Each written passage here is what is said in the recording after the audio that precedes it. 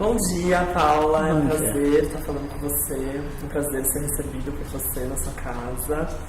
E eu queria conversar um pouquinho sobre os salões de arte do ABC, na verdade, mais especificamente de Santo André, que você teve mais contato. E aí eu queria saber um pouquinho de você antes, queria que você se apresentasse, qual a sua idade, onde você nasceu e onde você vive atualmente. Meu nome é Paula Caetano, tá? Quer dizer, o nome inteiro é Maria Paula Caetano Nogueira Rego, mas eu sempre trabalhei como Paula Caetano.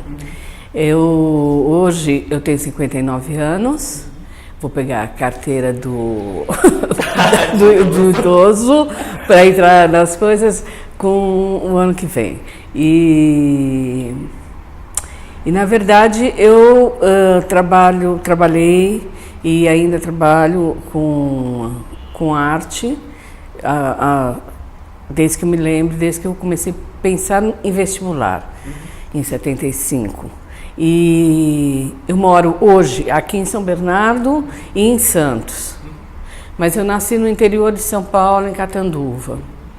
E tenho uma raiz muito forte com a terra, uma raiz que me puxa, que eu gostaria um dia de voltar. Por isso que eu faço hipismo, por isso que eu quero contato com o animal, e porque eu realmente gosto muito disso. E agora eu me reparto, então eu fico um tempo, reparto o meu tempo um pouco aqui e um pouco em Santos. E a pretensão nossa é assim que meu marido se aposentar, faltam 2 anos e meio mais ou menos, a gente faça um porto seguro em Santos, mas viagem Que possa transitar. E de preferência passe 6 meses no Uruguai, porque a gente já começou, a gente gosta muito de viajar, e então a gente quer experimentar como é que é morar em outros lugares. Então a ideia básica é essa. Legal. Joia. E eu queria que você contasse um pouco sobre como iniciou a sua experiência em artes, né, então da graduação, um pouco, e quando, qual o ano que foi, qual é a época? Na verdade, eu estava fazendo, na minha época, era CC, CCEA e Mafofei, né? E eu estava fazendo o cursinho para medicina.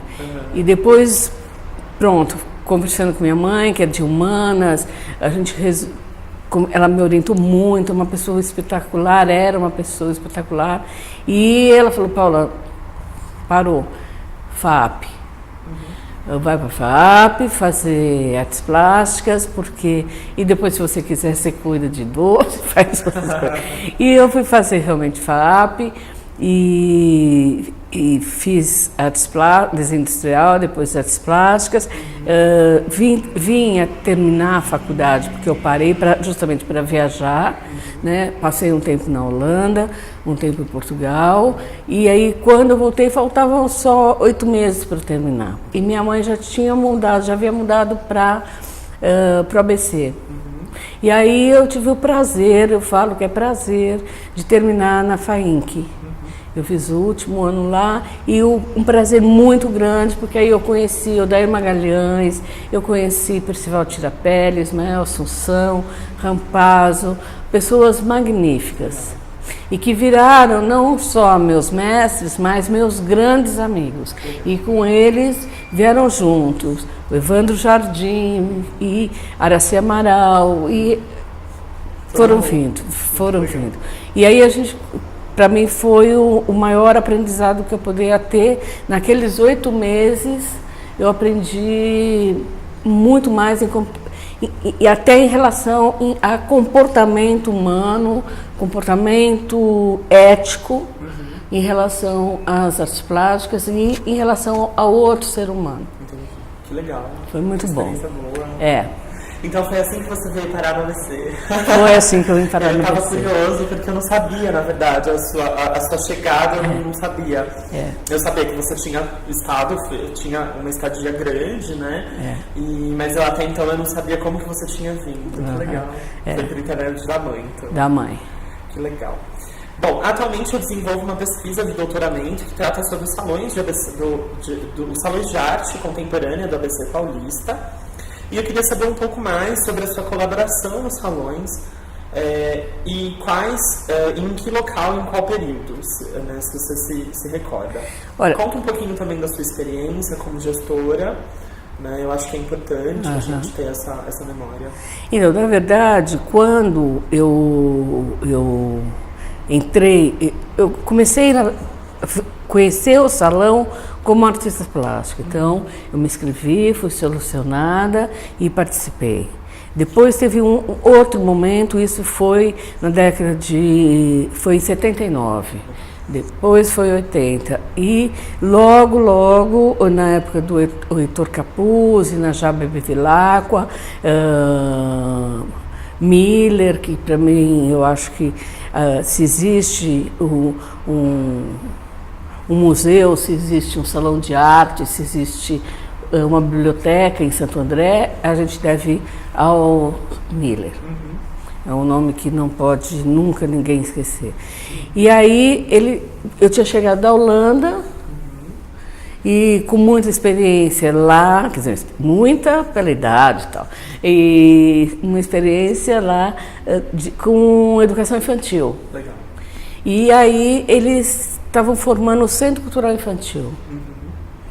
E aí me chamaram para trabalhar nesse Centro Cultural Infantil. E aí foi uma outra experiência, mas relacionada à arte. Porque aí a gente conseguiu, então, montar laboratório infantil, chamar gente de primeira, Wilson Sukorski para dar música, e gente, assim, espetacular, na verdade.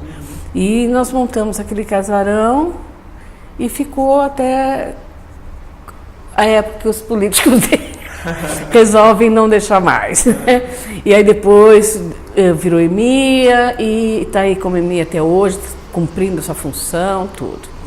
Esse foi um primeiro período. Que legal.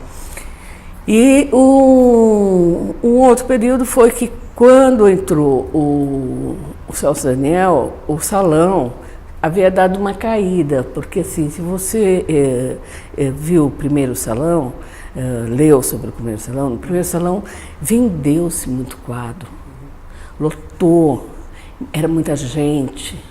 E nos anos subsequentes foi indo se desfarelando. Aquilo foi, né? Virou uma obrigação, né? Virou uma obrigação. Que por um lado eu acho muito bom, sim, porque no Brasil tudo acaba, sim, faz o primeiro, o segundo e acabou, não tem continuidade. Agora, só que assim, ele me chamou para ver se eu conseguia dar um up naquele salão. E aí era o 15º salão, eu falei, bom, então vamos fazer, eu já tinha trabalhado com salões antes, aí tinha saído da prefeitura e tal, aí eu falei, bom, para poder fazer salão, eu quero uma certa liberdade para poder convidar. Primeiro, eu quero uma sala especial com os que foram sala especial no primeiro salão. Porque já foram sala especial no primeiro salão, não tem como fazer. Né? Fazer eles participarem de seleção. Né? Então, chamei conversei com a irmã do Paulo Chaves, foi o Paulo Chaves, e foi o Suzuki que estava vivo, fiz a curadoria do Suzuki e o Saceloto. E aí estava vivo, estava. E aí a gente fez, ficou maravilhosa, e aí, bom, mas aquilo não se bastava para atrair o público de Santo André, que é um público extremamente árido, sim, né? Difícil. E aí eu contratei o Otávio Donassi para fazer a Hidra. E teve reunião do PT, se podia aparecer mulher pelada, não podia, se ia vir gente, não ia, porque era caríssimo, blá, blá, blá. Bom, no dia da abertura do salão, às 9 horas da manhã, tinha fila. Que coisa. Ninguém sabe de onde, eu juro que eu não paguei ninguém para ficar. Foi assim, extremamente espontâneo, porque saiu no jornal. Sim. E saiu no jornal. Isso eu já vi. E saiu no jornal do Diário Popular, esses jornais de sangue aí, que exprimem sai sangue, saiu. Salão de arte traz mulher pelada. Eu acho que foi essa grande chamada. Não foi a arte, foi a mulher pelada. Mas, de todo jeito, a Hidra ficou 3 dias, os 3 dias lotados, o salão lotado. Era uma instalação maravilhosa, que tinha na verdade, a Hidra, a cabeça da Hidra era o caminhão Munch, aquele que levanta para trocar lâmpada, e tinha um projetor lá dentro e também uma câmera para filmar o espectador. Então, a cabeça da Hidra era uma grande tela que falava com as pessoas que estavam olhando para ela. E a outra tela captava. E como ela tinha um corpo, o corpo era mais ou menos de 100, 200 metros, era todo aquele jardim da prefeitura, ali dentro aconteciam coisas de sonho. Então tinha gigantes, anãs, mulheres com muito cabelo, homens maravilhosos com superfísicos e como assim, tinha uma areia, quer dizer, a pessoa não tinha muito equilíbrio, era um breu total, só acendia quando apareciam as pessoas. Nossa. E um perfume muito bom, sem ser perfume vagabundo, tal. Então, isso em que ano? Isso foi no 15º salão. 70. Não, já foi, acho que não me engano, em 92. Eu preciso depois conferir, mas acho que foi. E então esse salão foi uma marca mesmo. Foi um marco porque aí nós fizemos, eu sempre acreditei, Douglas, que salão não é seleção, abrir a porta, servir vinho e ir embora. Eu acho que salão tem que ter coisas a se pensar e coisas a serem discutidas. Então, um salão tem que ter uma mesa, no mínimo, uma mesa redonda, tem gente para conversar, tem dúvidas a serem tiradas e isso tem que ficar com um texto que seja publicado ou no próprio catálogo ou que seja distribuído para os artistas ou no dia para os estudantes. Senão, então se você verificar os eventos que eu fiz, assim, são muito raros, eu acho que é raríssimo, um evento ou uma Bienal de Gravura ou qualquer coisa que não tenha, uma desculpa aquilo lá para a gente abrir um debate, fazer um pensamento, conceituar tudo e ver se aquilo a gente quer para o ano que vem. Porque senão, não valeu nada. Não valeu a pena, entendi. Eu nunca tinha pensado nesse prisma. Eu sempre, se você pegar a minha trajetória em Santo André, sempre foi isso, e foi uma briga muito grande por isso, porque quando a gente criou a Bienal de Gravura, falei assim, fazer a Bienal de Gravura é outro salão, só com gravura? Não. Discussão o catálogo da Bienal de Gravura é um monstro de enorme, porque assim, tem que vir gente de fora, tem que participar todo mundo, tem que, quem está fazendo gravura, a cidade inteira tem que pensar um pouco de gravura, tem que ter gravura nos ônibus, tem que ter gravura na banca de jornal. Agora, não pode ter preguiça. Sim. Porque eu li outro dia um discurso do ministro da Educação, Bárbaro, falando isso. É muito fácil você entrar num governo que tem tudo. Sim. Agora, você construir num governo que não te dá muita coisa, e você conseguir construir aquilo e fazer opções. Então, eu tenho uma opção de trazer gravadores de países que falam a língua portuguesa, ou eu tenho a opção, e também tenho a opção, de fazer um super coquetel para aqueles. O que eu vou fazer? Então, assim, já teve caso de ficarem hospitados na minha casa, porque eu consegui a passagem e não conseguia pagar o hotel. Entendi. Mas a gente queria fazer. Mas de fato é a realização, né? É a realização. De um projeto de vida. É um projeto de vida, exatamente. Eu queria que você falasse um pouquinho, Paula, como crítica, como gestora, como produtora de artes, como artista, como que você vê a construção dos acervos vindos desse prêmio Aquisição, né? O que é para você essa seleção de obras que serão perpetuadas, né? O que é essa relação? Conta um pouquinho. Então, eu acho um dos pontos do salão mais sérios é essa formação de acervo. Eu acho que ela tem que ser pensada e ela não pode ficar na mão de pessoas não ligadas ao salão. Aleatórias. Eu acho que o júri, a comissão jogadora do salão, ela tem muita responsabilidade. Uma vez que o gestor, o organizador do evento, ele não pode e não deve opinar. Ele pode sim dizer, como eu sempre falava, nós temos um belo acervo em Santo André e no ABC, é o melhor acervo que tem, e é muito importante para nós continuarmos tendo um bom acervo.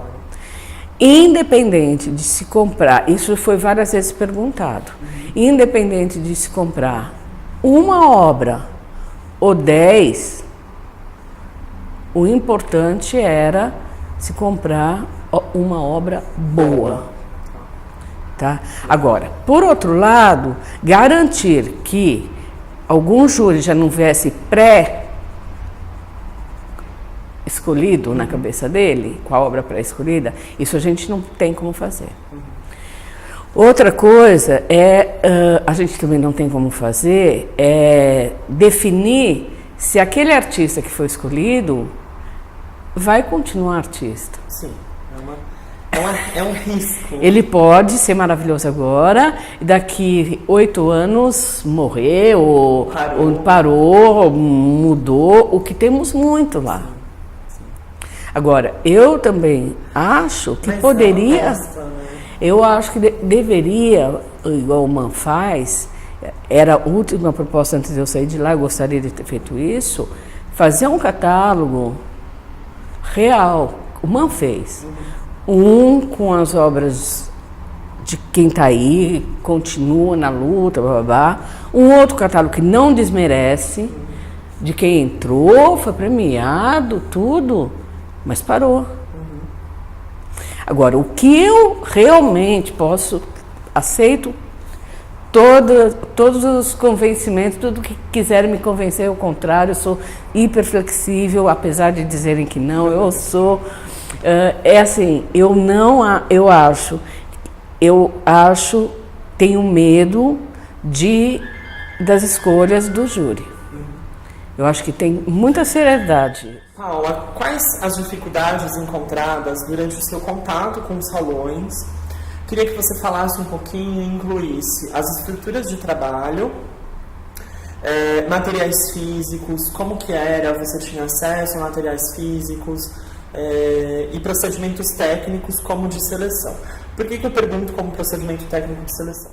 Até hoje é feito de uma maneira complicada, porque o artista, na verdade, ele tem que levar, ele tem que mandar informações impressas, e aí gera toda aquela coisa toda. E na época continuava assim, era enfadonho, como que era esse processo também? Bom, eu vou começar do final, porque já... apesar que hoje eu não sei, porque eu estou afastada há 6 anos, e afastada mesmo, mas na época a gente teria optado por sugestão de vários críticos, de receber a primeira leva, que são de todos do Brasil inteiro, por foto, né? E fomos muito criticados. E essa hora, foi uma das horas que eu, como coordenadora da mesa, acabei me posicionando. Falei assim, olha gente, tem foto que a foto técnica boa, a foto técnica péssima, a foto que a gente vê mais a tomada do que o quadro e a cortina. Então assim, eu proponho que o que vocês acham que não dá mesmo, saia. E o que a foto deixa dúvida, manda trazer para ver. Porque senão nós vamos estar sendo injustos e julgando a foto. Sim.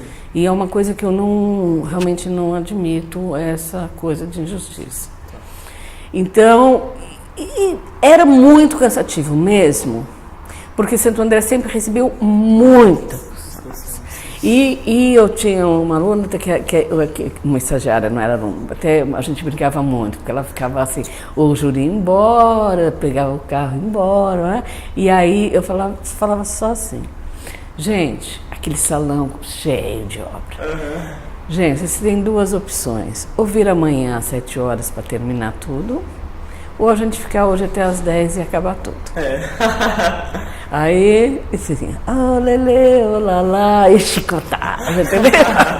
Mas sempre foi muito, porque assim, se o clima é legal, em meia hora a gente terminava e pronto. Agora, é cansativo, tem que ter uma equipe muito...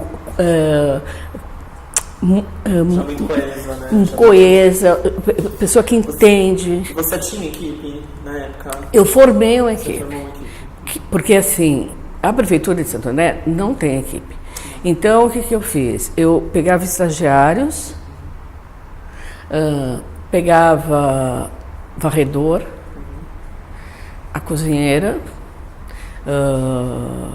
o montador, e fazia umas 3 reuniões e ensinava até onde dava, Douglas, porque eu nunca consegui provar que a luva é para segurar quadro. Então assim, ele segurava o quadro com a luva e depois amarrava o sapato.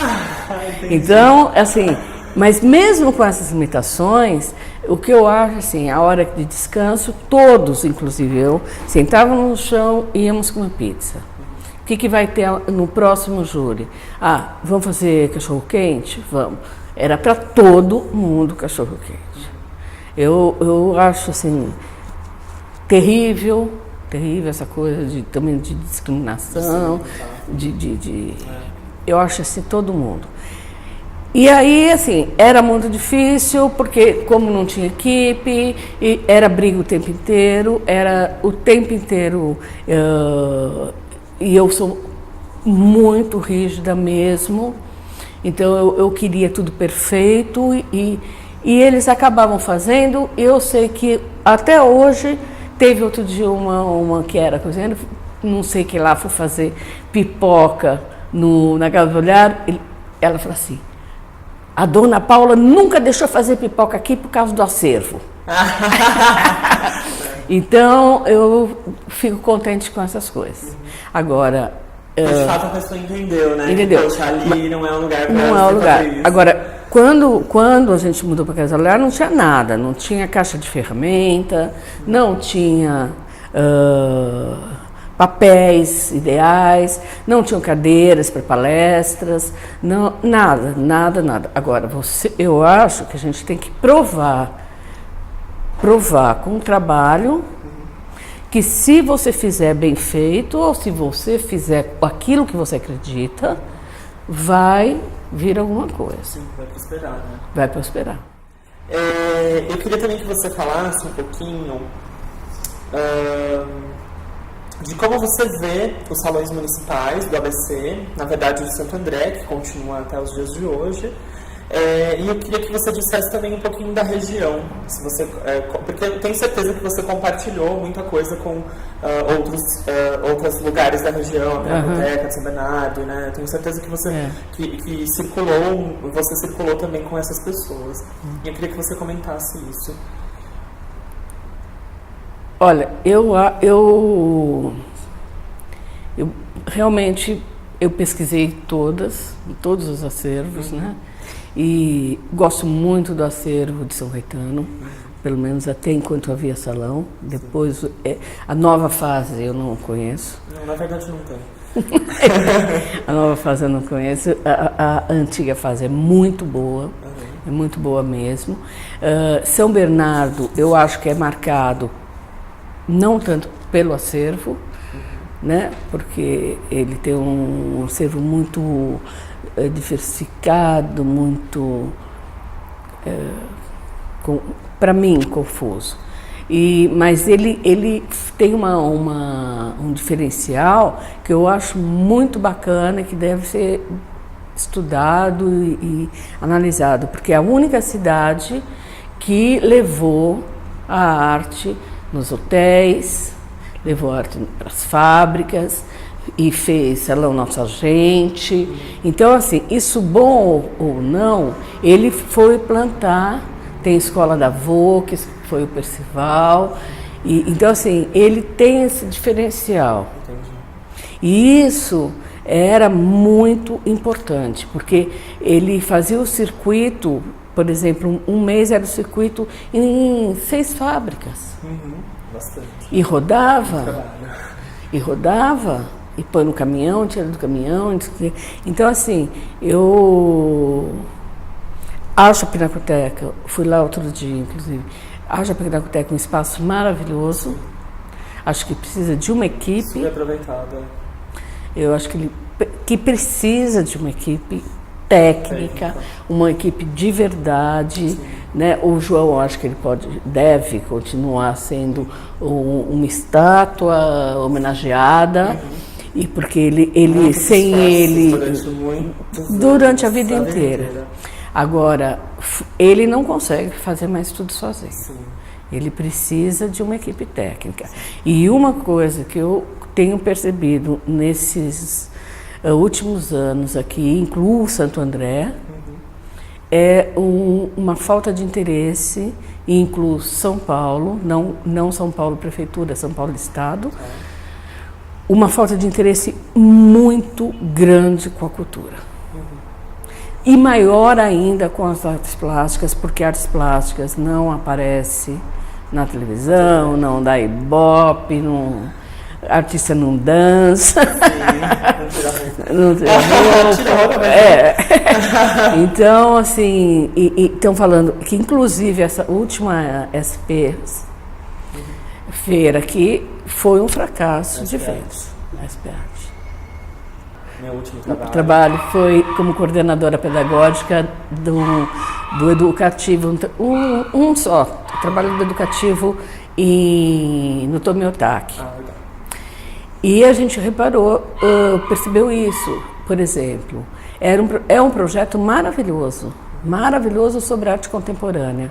Fizemos em 3 cidades, inclusive Santo André. E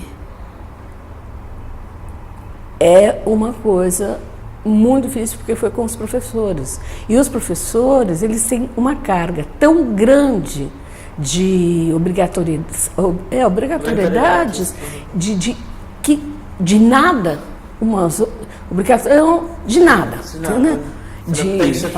Preencher papel, que aquilo que elas queriam ir, elas não conseguiram.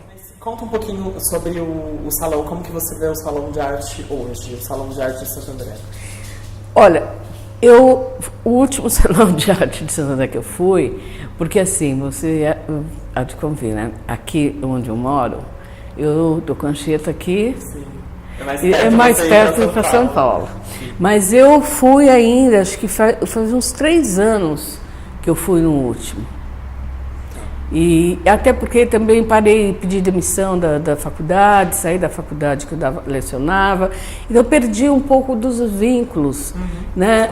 Os amigos que eu tenho vêm para cá, ou a gente marca de ir para Santos, ou marca de viajar, então eu acabo não acompanhando muito, não tenho acompanhado mesmo, né? Acompanho um pouco às vezes pela Nancy Betts, que é minha amiga pessoal, e a Angélica de Moraes, que também é minha amiga pessoal.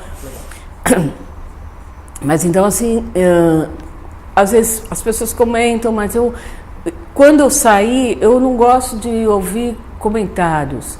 entendeu? Essa coisa de mania de justiça. Ou eu vou lá ver e tiro minhas conclusões, ou comentário eu acho que às vezes pode ser tendencioso. Tá? Ou está falando porque eu não estou mais lá, ou está falando para falar, tá vendo, você não está lá, ele está ótimo, né? Então eu não tenho muito acompanhado. O que eu gostaria, que não deu tempo de fazer e espero que alguém faça, é reformar decentemente aquele salão, restaurar aquele salão e tirar isso eu não sei quem fez, mas eu me permito falar, e tirar aquela grande bobagem de prender os painéis no chão. Sabe, isso aí não existe no mundo inteiro mais. Não existe. Não existe. Então, isso eu gostaria. Para finalizar, eu queria que você falasse um pouquinho se na seleção você percebe que há uma preocupação com a perpetuação daquela obra artista. Olha, isso a gente não percebe muito. Eu nunca percebi muito. Agora, o que eu percebo é o seguinte, que eu acho legal de alguns, não são todos. Então, assim, eu percebi em alguns casos, por exemplo, há muito tempo, eu não lembro nem o ano, o Geraldo de Barros estava vivo. E ele foi fazer a inscrição pessoalmente na cadeirinha de roda. E eu estava sentada lá e fiz a inscrição dele. Eu era monitora. E aí, quando chegou no júri, eles falaram assim, olha esse aqui imitando o Geraldo de Barros. Aí, uma pegou e falou assim, vira a tela. Era fórmica, né? Aquelas fórmicas dele. Vira. Quando virou, estava lá, Geraldo de Barros. Ela falou assim, o acervo tem que ter. Ele está dando uma chance de Santo André ter. Nem que a gente compre só essa. Sim, mas é importante. Mas é importante o acervo ter. Estava faltando o Geraldo de Barros aqui. Então, de vez em quando, acontece essa preocupação, essa ideia e também de falar assim, olha, não, o acervo, tem muitos críticos que conhecem muito bem o acervo. Não, o acervo, quantos trabalhos o acervo tem já do Grudzinski? Há tantos. Então, vamos só premiar, não comprar. Por exemplo, já aconteceu que eu vi pessoalmente, assim, eu não acredito que essa está fazendo um trabalho meu, ela é boa, o que ela está fazendo agora? Aí, ela era boa. Tira, para ver se ela entende, porque eles têm o júri é bom, tá? Tem muita preocupação de dar sinais pro artista. Tem artista que é com ódio do júri. E, na verdade, ele está dando dicas, sinais para o teu caminho. E, às vezes, até dica assim, desiste. Mas ele está dando dicas. E outra coisa que eu acho em Santo André não, em todo lugar que tem salão, é assim. E isso eu falei uma vez para uma moça que veio me agredir. Ela falou assim, eu nunca entro quando você está aqui. Eu falei assim, eu estou aqui há 15 anos e há 15 anos o júri nunca se repetiu. Pois é. Então você deve pensar que não sou eu. Até porque não há interesse nenhum meu de fazer isso, claro. É claro, é que esse processo também é um processo complexo, porque como não existe e como não existe essa tradição de feedback, né, que é uma coisa recente, veio não é mais dos Estados Unidos, é uma coisa já dos anos 90, os artistas ainda não estão, eles não têm muito interesse também em buscar feedbacks que possam lhe alterar e que possam lhe fazer bem, né? Não. E aí ele se fecha para o mundo e aí às vezes acontece esse tipo de coisa. O Horário Magalhães sempre me falou uma coisa, quando eu comecei a fazer gravura, ele falava assim, Paula, o salão que você entra, não é tão importante você ver. É bom, faz bem pro ego, é gostoso. Mas o salão que você não entra, Você tem que ir ver, não para ver porque ele faz pior ou melhor, qual a tendência atual, o que está acontecendo, de qual realidade eles estão discursando, que eu não estou. Sim. Então, não é isso que eles fazem. O artista que não entra, ele tem que culpar alguém. Isso é muito complicado. E isso é complicado. É bem verdade. Paula, muito obrigada por me receber. Obrigado pelo seu carinho. Eu acho que era muito importante para mim, para minha pesquisa, ouvir você falar, e eu acho que a realização que você teve, né, durante esse tempo todo, elas sempre aparecem na pesquisa. Então eu acho que você foi uma pessoa chave nesse sentido para essas realizações. E aí eu queria agradecer o seu carinho. Eu agradeço muito você ter vindo. Gostei muito das perguntas, dos teus apartes, e fico emocionada mesmo, porque eu dediquei um longo tempo da minha vida para isso. E com um companheiro, esse não é meu marido, mas um companheiro importantíssimo também, que a gente não pode deixar de falar dele, que foi o Saciloto, que foi meu padrinho, meu pai, meu segundo pai. Inclusive, assim, quando ele teve o último infarto, a dona Helena ligou desesperadamente para eu conseguir a ambulância, porque eu era filha. Então, é uma coisa assim que só isso já me fez bem vir para Santo André. Né? Poder ter conhecido. E gostei muito de conhecer você, Douglas. Obrigado. E seja, minha casa está aberta para você, pode vir todas as dúvidas que você tiver, que você pode me ligar, vem tomar café comigo. Eu gostei muito, é muito bom receber uma pessoa que pensa, que está pesquisando, que está aberto a conhecer o ABC, que não é todo mundo. Então, fiquei muito feliz mesmo, é um presentão. Obrigado. Tá bom, querido? Foi um prazer.